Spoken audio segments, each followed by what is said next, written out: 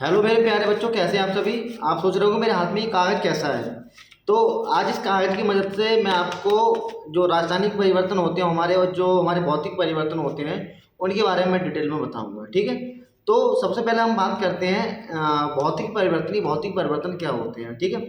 तो ऐसे परिवर्तन, ऐसे चेंजेस जिनकी एक स्टेट से दूसरी स्टेट में चेंज होने के बाद, मतलब जैसे हमने किसी चीज़ को एक अवस्था से दूसरी अवस्था में परिवर्तित कर दिया और हम पुनः दूसरी स्टेट से उसको पहली स्टेट में ला सकते हैं, तो ऐसे परिवर्तनों को हम बोलते हैं भौतिक परिवर्तन। जैसे आपका हो गया मोम का जलना। मोम को जलाया हमने, मोम पिघल जाता है और पिघल के मोम फिर से आपका लिक्विड से आपका सॉलिड स्टेट में आ जाता है। दूसरी चीज़ आपका भौतिक परिवर्तन हो जाएगा जल का वाष्प में बदलना, जल का बर्फ में पिघलना। ठीक है। तो रासायनिक परिवर्तन क्या होते हैं। रासायनिक परिवर्तन ऐसे परिवर्तन होते हैं जिनको हम एक स्टेट से दूसरी स्टेट में लेके जाते हैं, लेकिन फिर उसमें क्या होता है, उसके स्टेट सेकंड स्टेट से हम उसको पहले फर्स्ट स्टेज में नहीं ला पाते हैं। फॉर एग्जांपल कागज़ का जलना। देखो ये मैं आपके लिए कागज़ लेके आया हूँ, छोटा सा कागज़ है, इसको मैं जलाऊंगा। ठीक है। इसको मैं आपको प्रूव करके दिखा रहा हूँ। अब मैंने मैच बॉक्स की मदद से इसको जला दिया। इसके हम पूरे जलने का वेट करेंगे। ठीक है। देखो कागज़ जल रहा है, छोटा सा कागज़ है। अब क्या इस कागज़ के जलने के बाद हम इसको फिर से उस कागज़ की फॉर्म में ला सकते हैं? तो ये आप मुझे बताएंगे। ठीक है। हम तब तक थोड़ी देर वेट कर रहे हैं। ये जल रहा है कागज़, इसलिए मैंने ये थोड़ा सॉलिड फॉर्म का ही मैंने टेबल रखा है।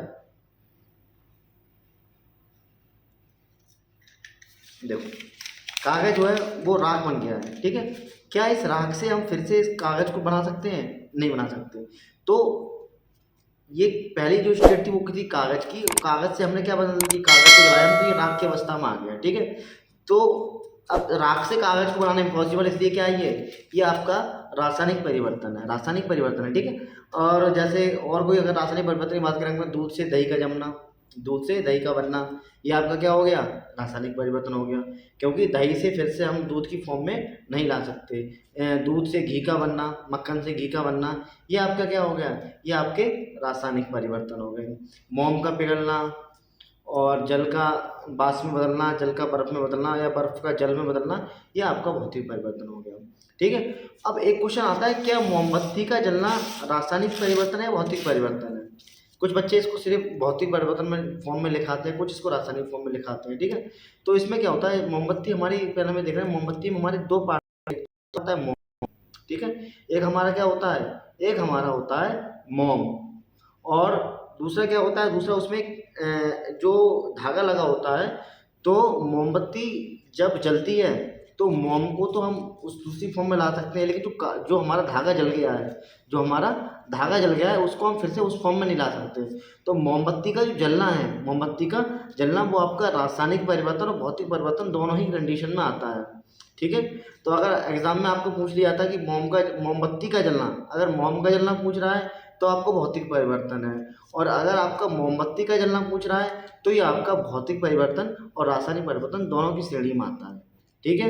अब ऐसा कौन सा पदार्थ है जो आपके सॉलिड, लिक्विड, गैस तीनों स्टेट में पाया जाता है? ये आपका जल होता है। ठीक है। जल आपका क्या होता है, जल आपका सॉलिड, लिक्विड और गैस तीनों ही फॉर्म में पाया जाता है। और पूछना जाता है, ऐसा कौन सा पदार्थ है जो जिसको जलाने पर वो लिक्विड में बिना बदले सीधे गैस में बदल जाता है? तो ऐसा आपका कपूर होता है। जो कपूर होता है पूजा करने वाला, उसकी क्या प्रॉपर्टी है, जब भी आप उसको हाथ में रख के जलाएंगे या फिर किसी पोट में रख के जलाएंगे तो वो सीधे लिक्विड में चेंज नहीं होता, वो सीधे गैस में बदल जाता है। ठीक है। तो उम्मीद है आप ये परिवर्तन को अच्छे समझ गए होंगे कि भौतिक परिवर्तन और रासायनिक परिवर्तन क्या होता है।